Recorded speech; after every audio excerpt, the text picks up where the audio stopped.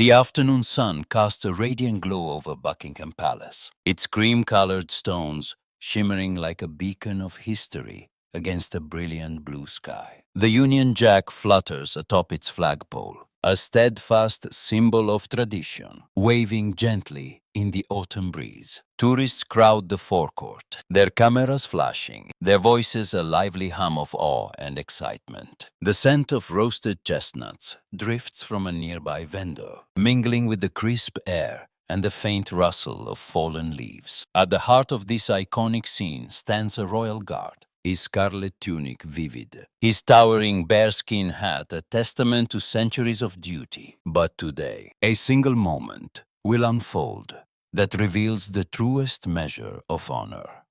A clash between a woman of wealth and a soldier's quiet strength. A lesson that will echo far beyond the palace gates. As the world watches, one question lingers. What does it take to stand firm when pride demands submission? The crowd parts as Victoria Blackwood strides through the forecourt, her presence a force that commands attention. At Finsat, she is a titan of industry, the CEO of a global tech empire that spans continents. Her name synonymous with power and profit. Her gunmetal gray Armani suit is impeccably tailored, its sharp lines mirroring the steel in her emerald eyes, which scan the world with cold calculation. Her dark hair is swept into a flawless chignon, her heels clicking sharply on the cobblestones, each step a declaration of dominance. Victoria is in London to finalize a billion-pound merger. Her schedule a whirlwind of boardrooms and galas. But she has paused to visit Buckingham Palace, drawn by its prestige and the opportunity to assert her authority in yet another arena. A flashback shows her in a sleek Manhattan boardroom, her voice cutting through the silence as she seals a deal. Her rivals cowed by her unrelenting will. To Victoria, every interaction is a transaction, every moment a chance to prove her superiority. And she expects the world, even this historic stage, to bend to her command. At the palace gates, Private Thomas Caldwell stands motionless, a living embodiment of the Queen's Guard. At Vidiot, with a lean, battle-hardened frame, Caldwell is no mere ceremonial soldier. His dark eyes, steady beneath the bearskin's brim, hold a focus forged in the crucible of combat. 8 years in the elite parachute regiment have shaped him. His service in Afghanistan's Helmand province, earning him a military cross for bravery. A flashback shows him under fire in a dusty village, his uniform streaked with blood as he carries a wounded comrade 3 miles to safety. His resolve unyielding, even as mortars explode around him. Now, as a royal guard, his goal is singular. Uphold the crown's honor with absolute discipline, a duty that transcends rank, wealth, or fame. His scarlet tunic is pristine, his rifle held at precisely the correct angle, his stillness a testament to the tradition he serves. The forecourt is alive with activity, tourists snapping photos, children clutching miniature flags, a vendor calling out prices for postcards. Among them, an elderly couple strolls arm in arm, their faces lit with nostalgia, while an old veteran in a tilted beret leans on his cane, his eyes sharp with the memory of his own service. The crowd is a tapestry of faces, each drawn to the palace's grandeur, but none anticipate the drama about to unfold. Victoria, her assistant trailing nervously behind, locks her gaze on Caldwell, expecting the difference she believes her status demands. She stops a few feet from him, her heels echoing like gunshots on the cobblestones, and speaks, her voice sharp and imperious. "Do you know who I am?" she demands, her words slicing through the crowd's chatter. Caldwell remains still, his eyes fixed on the horizon, his silence a wall she cannot breach. The tourists turn, their murmurs fading, sensing the brewing tension. Victoria's pride, a fire that has fueled her empire, ignites at the guard's refusal to acknowledge her. She steps closer, her emerald eyes narrowing, her voice rising with indignation. "You're a relic in a costume, ignoring someone of my standing." She snaps, her words loud enough to draw gasps from the crowd. The elderly couple pauses, the woman's hand tightening on her husband's arm. The vendor, his cart forgotten, watches with raised eyebrows. Victoria's assistant, clutching a tablet, shifts uncomfortably. But she presses on, her tone venomous. "I could have you dismissed with one call," she threatens, her hand diving into her designer handbag. The crowd holds its breath as she pulls out a small pepper spray canister. Its sleek black form, a jarring intrusion in this sacred space. "Acknowledge me," she hisses, "or I'll make you."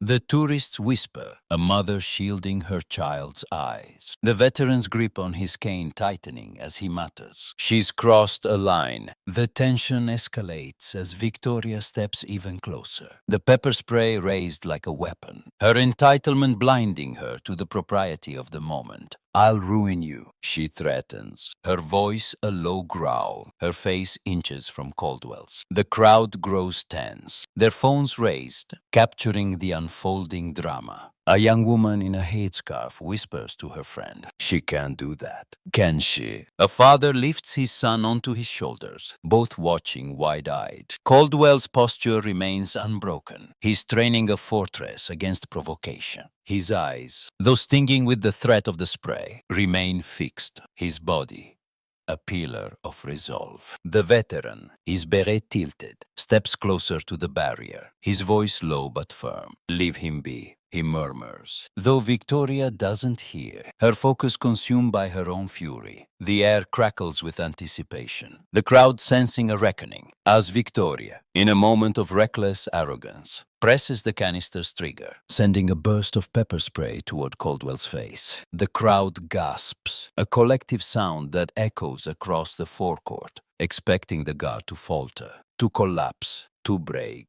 The spray hits Caldwell's face, a stinging mist that reddens his eyes and burns his skin. A flicker of pain crosses his features, a brief tightening of his jaw, but he does not move, does not cry out, does not yield. His resilience is a silent rebuke, a testament to a strength Victoria cannot comprehend. The crowd watches, awestruck, as the guard stands like a statue, his scarlet tunic vivid against the gray cobblestones, his bearskin hat unmoved by the breeze. Victoria falters, the canister trembling in her hand, her confidence crumbling as she realizes her power has failed her. The elderly couple claps softly, their applause a spark that spreads through the crowd. The mother, her child now peeking out, whispers, "He's so brave." The vendor shakes his head, muttering, "She picked the wrong man." Caldwell, his vision blurred but his training absolute, acts with the precision of a soldier who has faced far greater threats. In a single, fluid motion, he lifts his gloved hand and seizes Victoria's wrist, his grip gentle but unyielding. The canister falls, rolling across the cobblestones with a faint clatter, its threat extinguished. He holds her wrist, his eyes locking onto hers, a quiet command to stand down. His voice, when it comes, is low and steady, cutting through the crowd's murmurs. "Ma'am, you will step back." The words are not angry, not vengeful, but resolute, a declaration of duty that silences the forecourt. Victoria's face pales, her emerald eyes wide with shock, her arrogance stripped bare. The crowd watches in reverence, their phones lowered, their respect for Caldwell palpable. The veteran, his beret tilted proudly, nod, whispering to those nearby, "That's a soldier." The veteran steps forward, his cane tapping the ground, his voice rough but resonant, carrying the weight of experience. "That man served in Kandahar," he says, pointing to Caldwell, his words slicing through the tension. Faced death in Helmand. Carried his men through hell. You think a spray will break him. The crowd murmurs, heads turning, as the revelation lands like a thunderbolt. Caldwell, they learn, is no ordinary guard but a decorated soldier of the parachute regiment. A man who has stared down mortars and snipers, whose courage was forged in the crucible of war. The tourist. Their faces a mix of awe and shame, whisper among themselves, some clapping, others nodding in respect. The elderly couple, their hands clasped, smile warmly. The woman murmuring, "God bless him." The mother lifts her child higher, pointing to Caldwell as a lesson in bravery. The vendor, now grinning, calls out, "Well done, lad." Two police officers push through the crowd, their radios crackling, their movements calm but firm. They approach Victoria, who stands motionless, her wrist released, her designer suit now a hollow symbol of her power. The officers, their faces professional but stern, place handcuffs on her, the cold metal a stark contrast to her polished exterior. Victoria's face, once a mask of arrogance, is now ashen, her eyes downcast, the weight of her actions settling like a stone. The crowd watches, not with malice, but with a quiet acknowledgement of justice. The officers lead her away, her heels no longer clicking with authority, her presence diminished in the face of something greater. Caldwell resumes his post, his rifle steady, his bearskin hat adjusted, as if the encounter was but a fleeting ripple in his day. The palace forecourt returns to its rhythm, the tourists resuming their photos, the ceremony continuing, but the moment has left its mark, a story already weaving itself into legend. In the days that follow, the incident reverberates far beyond the palace gates. A tourist's video capturing Victoria's spray and Caldwell's resolve goes viral, shared across social media, with captions of admiration and disbelief. News outlets pick up the story, framing it as a lesson in humility, a clash between wealth and honor that ended with the soldier's triumph. Commentators debate the nuances. Victoria's entitlement, Caldwell's restraint, the veteran's pivotal role. But the consensus is clear. In the shadow of Buckingham Palace, a guard's quiet strength prevailed. Victoria, facing charges of assault and public disturbance, retreats from the public eye, her merger talks faltering, her reputation in tatters. She spends sleepless nights in her London penthouse, the veteran's words echoing in her mind. Caldwell's unflinching gaze a mirror to her own flaws. She begins to question her empire, her values, her legacy, the lesson of that day. A wound that forces growth, however painful. Caldwell, meanwhile, returns to his duties, his life unchanged by the spotlight. His comrades in the barracks offer quiet nods, their respect unspoken but profound. His commanding officer, Captain Daniel Edwards, summons him for a brief meeting, his tone gruff but approving. "You handled it with honor, Caldwell," he says, a rare smile tugging at his lips. "The crown's proud of you." Caldwell nods, his face impassive, but inside he feels a warmth, a confirmation that his choice was right. He thinks of his time in Afghanistan, of the men he saved, the promises he made to live with purpose. The encounter with Victoria is but a moment, a test he passed without fanfare, a reminder that his strength lies not in what he says, but in what he does. He stands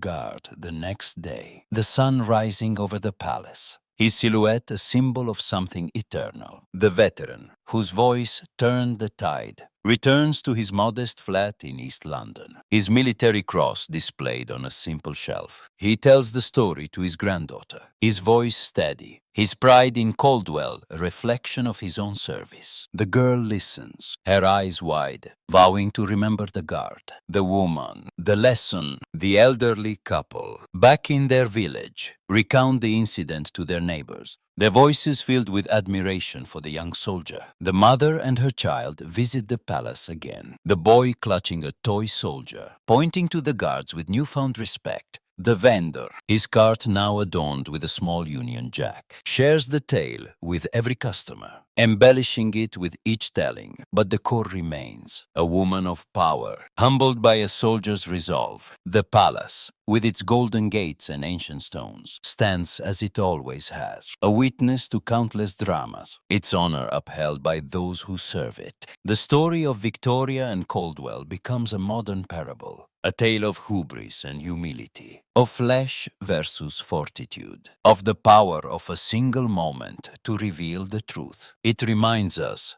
that honor is not a commodity to be bought, not a prize to be demanded, but a virtue forged in the heart, tempered by sacrifice, and carried with quiet pride. Victoria Blackwood, in her defeat, learned what many spend lifetimes discovering, that the truest power lies in resilience, in the ability to stand firm against the storm, to embody the values that time cannot erode. Private Caldwell, with his silent strength, became her teacher, and in doing so, a beacon for us all. In the shadow of tradition, honor prevails not with force, but with steadfast resolve. What lessons have shaped your understanding of duty? Have you ever witnessed a moment where quiet strength triumphed over arrogance, where principle stood firm against pressure? Share your story in the comments below. Tell us about the moments that tested your values, the choices